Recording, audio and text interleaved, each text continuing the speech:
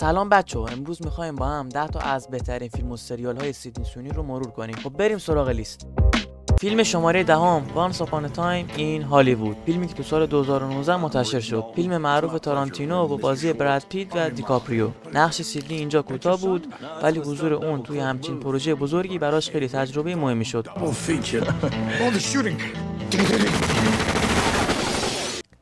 فیلم شماره نهم کلمنتاین، فیلمی که تو سال 2019 منتشر شد.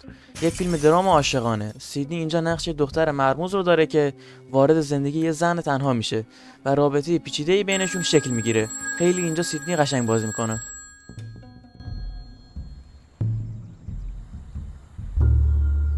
What are you doing? Scared me. فیلم شماره 8 نایت تیس، فیلمی که تو سال 2021 منتشر شد. فیلم خوناشامی و هیجان انگیز. یه راننده اوبر مسافرایی رو سوار میکنه که خوناشام از آب در میان. سیدنی هم یکی از این شخصیت هاست. جذابه و پر از هیجان.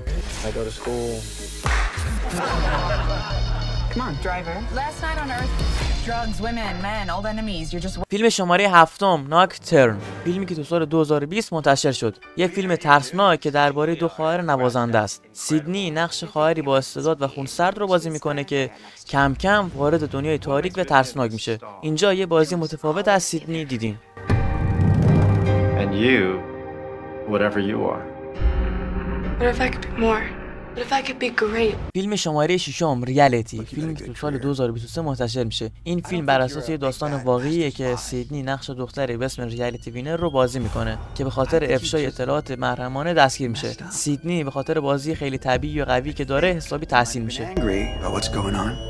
The Russians attacked our democracy and the president's campaign made. فیلم شماره 5 The Virus، فیلمی که تو سال 2021 منتشر شد. یه فیلم پرهیجان که سیدنی نقش دختری رو بازی میکنه که با نامزدش همسایه‌ها رو زیر نظر میگیرن ولی کم کم همه چیز خطرناک میشه. Oh yes, to making wonderful, terrible decisions. فیلم شماره 4 شارپ آبجکت، فیلم سال 2018 منتشر شد. این فیلمی است و یه سریال جنایی و تاریک که سیدنی نقش دختر نوجوان رو بازی میکنه که توی شهری پر از راز زندگی میکنه. سیدنی در کنار ایمی آدامز خیلی خوب دیده میشه.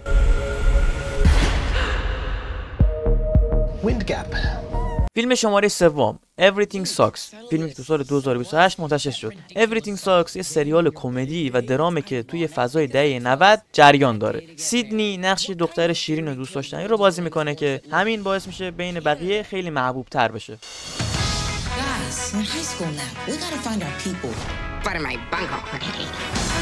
فیلم شماره 2 The White Lotus، فیلمی که تو سال 2021 منتشر شد. این سریال کلی جایزه گرفت. سیدنی اینجا نقش اولیویا یه دختر پولدار و پردار رو بازی میکنه که شخصیتش یه جوریه هم ازش خوشت میاد هم ازش خیلی عصبانی میشی. Welcome to the White Lotus.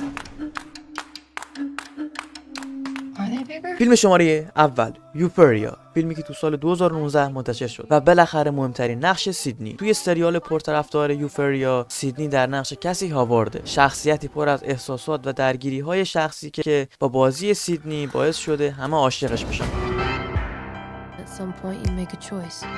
خب اینم از 10 تا از بهترین فیلم و سریالایی که سیدنی سوینی توی اونا بازی کرده. شما توی کامنت‌ها برام بنویسید که کدومش رو بیشتر دوست داشتید. لایک یادتون نره، سابسکرایب یادتون نره. تا ویدیوی بعدی مراقب خودتون باشید.